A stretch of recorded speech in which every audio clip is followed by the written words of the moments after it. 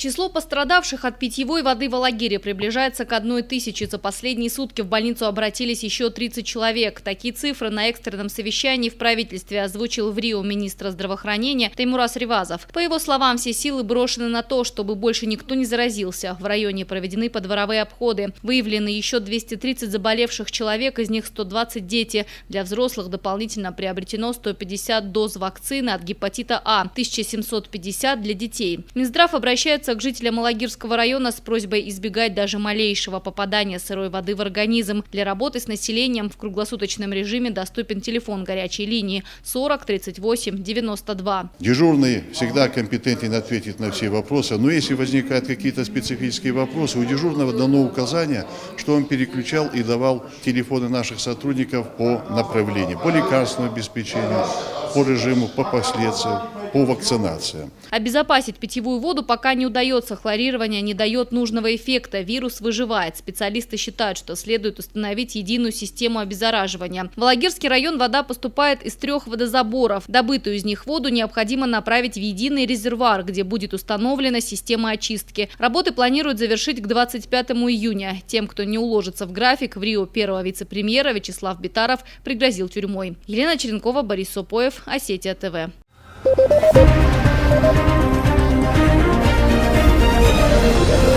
Thank you.